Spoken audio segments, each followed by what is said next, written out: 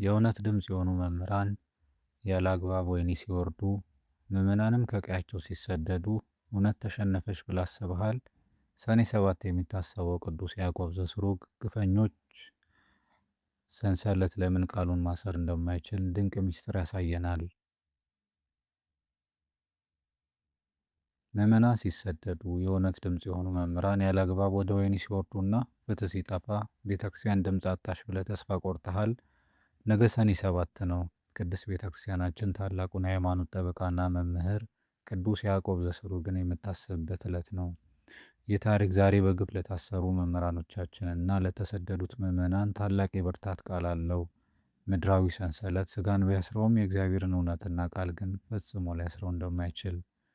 ያዕቆብ ዘስሩግ ዘመኑን ሙሉ በድርሳናቱና በልሳን ወርቅነቱ የእግዚአብሔርን መንጋ ከክደትና ከግፍ የጠበቀ ታላቅ እረኛ ነበር።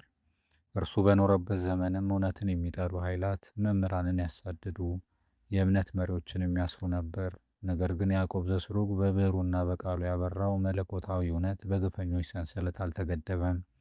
ታላቁ አባት ቅዱስ ዮሐንስ አፈወርቅ ራሱ በግፍ በተሰደደበት ሰዓት እንዳስተማረው ግርፋቱና እስራቱ እኛን ወደ ክብሩ፣ ወንጌሉን ደግሞ ወደ መስፋፋት ይመራዋል እንዳለ ያዕቆብ ዘስሩግም ያስተማረው ትምህርት ዛሬም ድረስ በቤተ ክርስቲያን እያበራ ነው።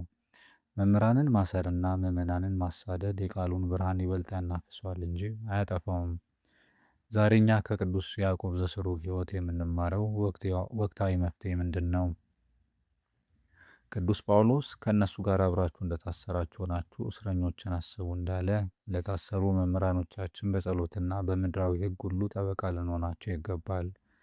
ምዕመናን ከአርሲም ሆነ ከተለያዩ ቦታዎች ቢሰደዱም የቅዱሳን አባቶቻችን እምነት በስደት ውስጥ ይበልጥ እንደሚሰፋና እንደሚጠነክር ልናምን ይገባል።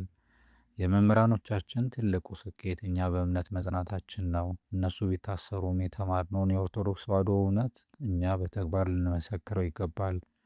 የቅዱስ ያዕቆብ ዘስሩግ ረድኤትና ጸሎት ከሀገራችን ከተሰደዱት ወገኖቻችንና በግፍ ከታሰሩት መምህራኖቻችን ጋር ይሁን።